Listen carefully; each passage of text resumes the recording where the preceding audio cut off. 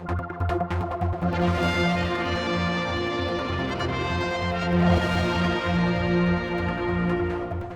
Loganair have their big announcements today. We've got flights coming in, City and also Heathrow now on the system. Jonathan, Loganair and the Isle of Man, it looks like we're getting very pally with you now. You're becoming our favourite operator almost, in the sense of a full airline, rather than just a low-cost carrier. Yeah, so we're pleased to be announcing today the additional services that we've started to Heathrow and increasing the London City service as well. So that adds to the services that Loganair has been providing to Manchester, Birmingham and Liverpool, with, of course, Liverpool and Manchester services running right the way through the pandemic. So I think it really is a show of full commitment from Loganair to the Isle of Man, and we're delighted to be working with the Isle of Man government to make this happen. And that's the thing, you are working with the government. They're helping you here, there's incentives and that sort of thing going on? We are. So the start of the London service has been fully supported by the Isle of Man government to make that happen and make that step towards making sure the island has got the connectivity that it needs to rebound from the pandemic. Because, of course, there are so many things that depend on that. It's not just about visiting friends and relatives. It's about incoming tourism, incoming business investment, and outgoing island businesses being able to access world markets. And that's what today's additional services to London with Loganair's flights really bring to the party here in the Isle of Man.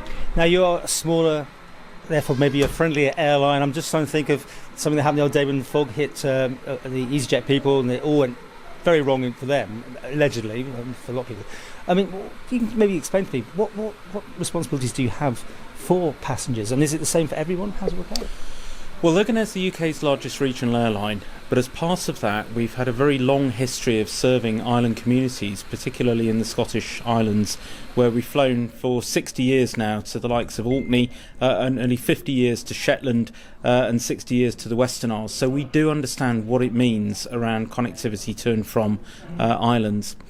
But when a flight is unable to land due to weather, for example, and it turns back, as our flight did on Sunday evening to Liverpool. Yours as well? Okay. Fog's a great leveller for everybody. But as we're unable to land, we returned to Liverpool. Customers offered overnight hotel accommodation in Liverpool and flights on the following day to rebook. And if we don't have seats available, so some airlines will say, rebook on the next available flight. Well, at busy times, that could be several days away. And that really isn't it for the customer. So where there is a position where we don't have flights available, we do put on extra flights to help people be able to travel as soon as possible when the weather clears. There's a lot of talk not having the right thing here, like Cat 3, wherever this thing is. Is that something you'd like the Isle of Man government to be investing in? The devices that can get aircraft in better in worse conditions? Well, each airport's got its own unique limitations about what's within the art of the possible. The thing that would make the biggest single difference here is actually not within the gift of the Isle of Man government. It's for the UK government to restore access to a precision satellite that was used until last June for air navigation. Following Brexit, the UK government, in its infinite wisdom, turned off access to this satellite for all UK operators. So we're now the only G20 economy that doesn't have any aviation satellite navigation capability. So we can blame Boris. It's extraordinary. Okay. But that was a decision that the UK government took. It's something that we've been appealing to them to overturn and rejoin that satellite system.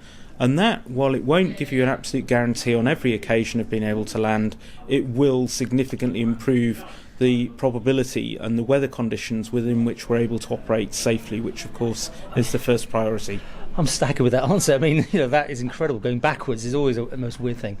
To finish with, investment-wise in the Isle of Man now, I mean, there's crews here, there's infrastructure here. Has this increased now with these extra flights? I mean, you are here, I mean, I say to everyone, for the long term, and then something happens, but I mean, you see yourself being partnered here for some time to come. We absolutely do, and I think the biggest single evidence I can present of that is around the size of the team that we now have based in the Isle of Man. So captains, first officers, cabin crew members, engineers, engineering apprentice, all based here in the Isle of Man. So Loganair is now over 30 people living, working and based here in the Isle of Man, and we're hopeful that that will expand further towards the back end of this year. And talking about expansion, any more routes you got your eye on? I mean, you got enough there, I think, already. But you are battling, let's face it, a low-cost carrier, which cannot be fun when you're doing the sums. Well, I think the next major step is to be able to develop the schedule to Manchester to offer a full range of flights throughout the course of the working day. That is, for the reasons you outline, still a challenge, but we're hopeful that we can make some good progress on that later on in the year.